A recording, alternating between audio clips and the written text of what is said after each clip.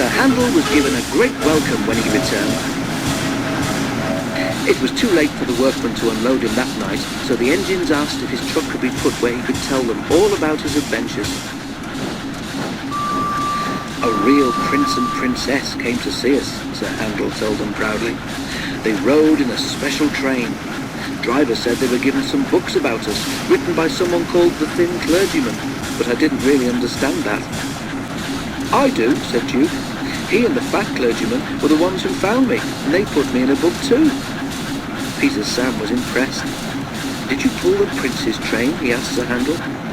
No, replied Sir Handel. I was spare engine. It poured with rain and I got soaked. I pulled a special wedding train though. We had to bring the coaches back very early in the morning. I've never been out at that time of day before. Peter Sam told Sir Handel about his tangle with the brambles. Sir Handel laughed. I know what you mean, he said.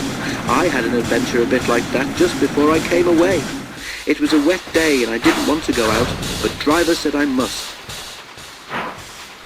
Well, we set off.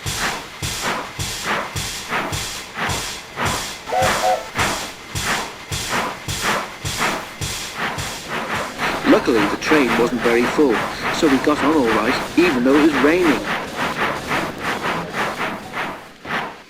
Then, we stopped at a station. Sir Handel paused dramatically. Go on, urged Peter Sam. Just beyond the station, continued Sir Handel, there was a steep bit and a curve. Well, it was wet, so naturally I was concentrating on getting up the hill. Of course, agreed Linnaeus gravely. As we came round the bend, a tree suddenly seemed to jump out at me. I tried to stop, of course, but my wheels slipped on the wet rails and I ran smack into the tree. It hurt, I can tell you. It must have done, agreed Duke, and there were sympathetic murmurs from the others. The tree didn't actually hit me in the eye, explained Sir Handel, but driver and fireman made a great fuss about it.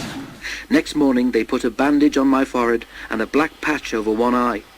Everyone laughed and said I looked like a pirate. Then I pulled a special train, something called an AGM. They even wrote a piece about me in their magazine. Sir Handel sighed happily.